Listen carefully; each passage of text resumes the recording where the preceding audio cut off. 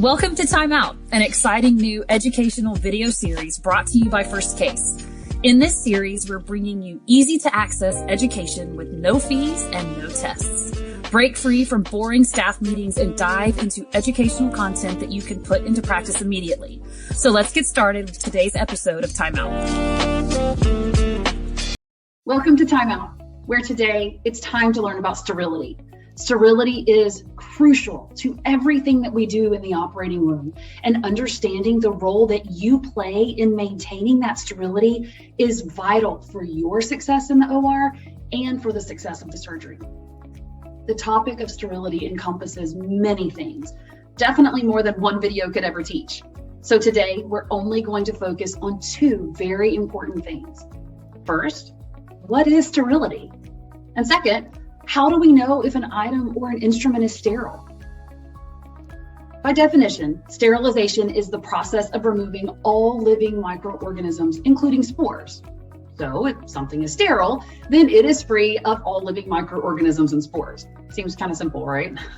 There are many different ways to sterilize items, though. The most common sterilization technique is steam sterilization. It's inexpensive, it's non-toxic, and a dependable method for removing those microorganisms.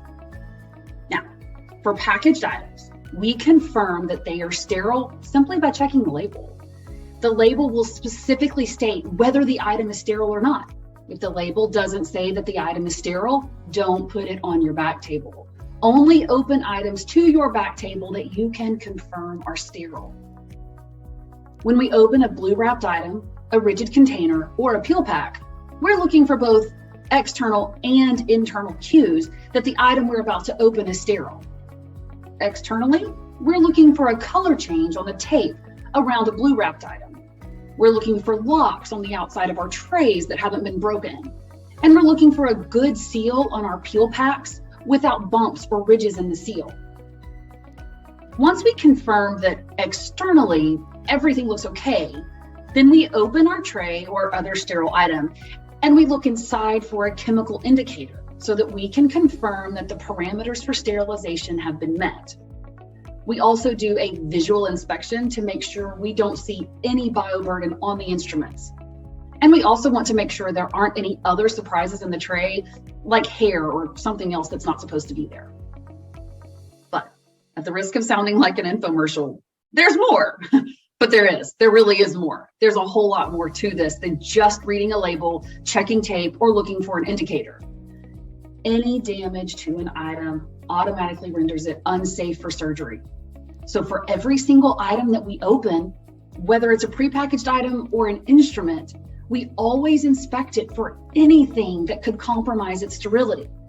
We look for holes, punctures, lids that don't fit properly, filters that are missing or aren't seated properly, moisture, and other contaminants like hair or bioburden.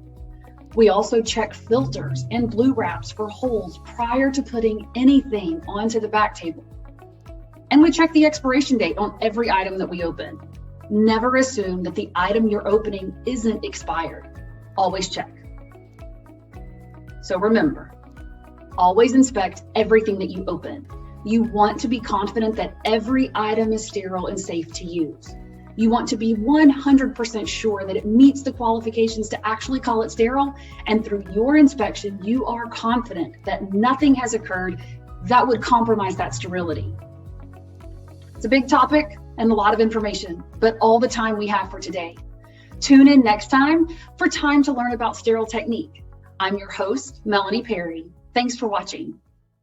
That's going to do it for this episode of TimeOut. As a reminder, you can help support us with a like, a share, or by subscribing to this channel. You can also subscribe to the First Case podcast on your favorite podcast application. I would appreciate a rating and a review because your feedback is important to this show. On behalf of everyone at First Case, thank you for watching this episode of TimeOut.